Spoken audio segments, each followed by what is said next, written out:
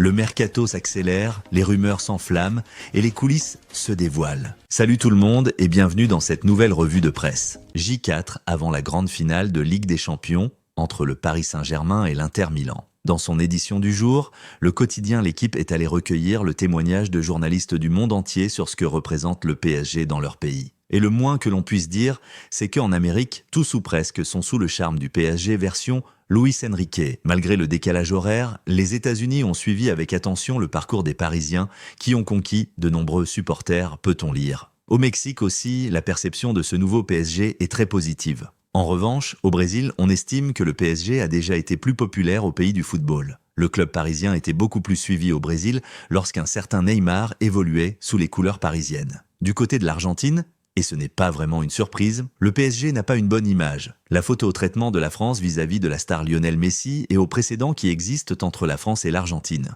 Bref, globalement, le PSG a quand même redoré son image auprès de la presse mondiale.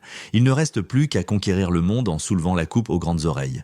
Dans les colonnes du Parisien, on revient sur ce nouveau PSG qui brille sans Mbappé. Si beaucoup prédisaient l'enfer au club de la capitale avec le départ du Français vers Madrid, on peut aisément dire aujourd'hui que le PSG se porte mieux sans Mbappé. Ils ont appris à briller sans lui, écrit le quotidien régional d'ailleurs, des nouvelles de la bataille judiciaire entre les deux. Alors que le clan du joueur et ses représentants affirment que le club de la capitale n'a pas réglé les derniers 6 salaires de l'attaquant formé à l'AS Monaco, les pensionnaires du Parc des Princes ont expliqué à maintes reprises ne devoir aucun centime aux Bondinois. Comme le rapporte l'AFP, la saisie des 55 millions d'euros dans les comptes parisiens obtenus par Kylian Mbappé le mois dernier a finalement été annulée. C'est le juge de l'exécution des peines du tribunal judiciaire de Paris qui a ordonné la mainlevée des saisies. L'affaire est loin d'être bouclée, mais c'est une première petite victoire pour le PSG. En Angleterre, hier devait être un jour de fête dans les rues de Liverpool avec la grande célébration autour des champions d'Angleterre.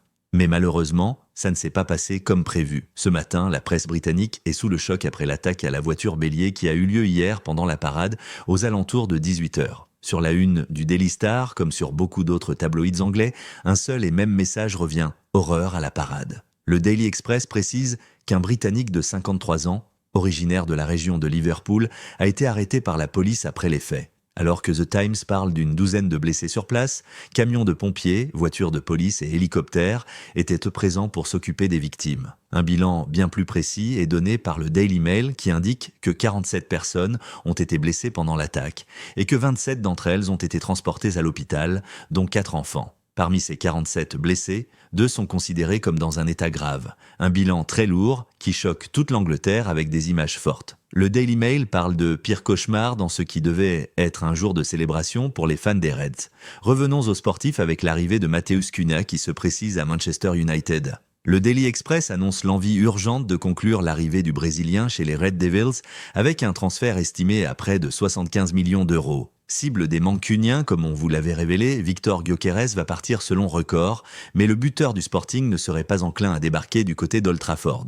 Un bon de sortie existe pour le meilleur buteur du championnat portugais. Un départ est acté, mais pas pour rejoindre son ancien entraîneur Ruben Amorim. Un dossier qui devrait agiter le mercato estival. Toujours en Espagne, les quotidiens sportifs catalans font leur une sur la prolongation du prodige. Pour Sport et d'autres journaux, la prolongation de Lamine Yamal est actée. Un futur contrat jusqu'en 2031 l'attend. En parallèle, le destin d'Ansu Fati semble s'écrire loin du Barça avec un départ programmé, plus précisément vers l'AS Monaco. Les différents journaux parlent d'un prêt cet été pour l'ancien numéro 10 des Blaugrana. Le quotidien précise que l'Espagnol avait d'autres propositions sur la table, mais l'idée de se relancer sur le rocher et de pouvoir jouer la Ligue des Champions l'a séduit. Pour Mundo Deportivo, pas de mention d'Ansu Fati, mais une consacrée à Lamine Yamal 2031.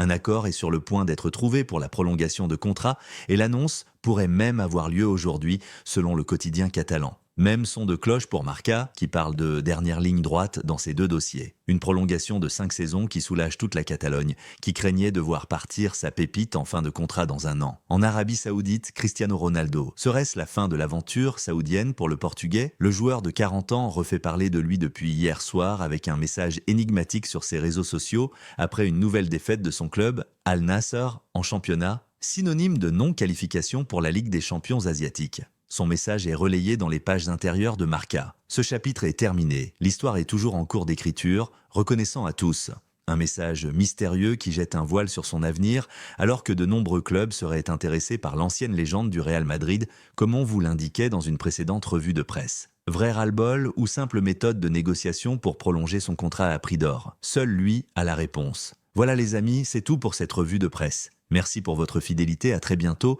Et surtout, n'oubliez pas de vous abonner pour faire grandir la chaîne, on compte sur vous. À vous, comme d'habitude, on se retrouve très vite pour une nouvelle revue de presse.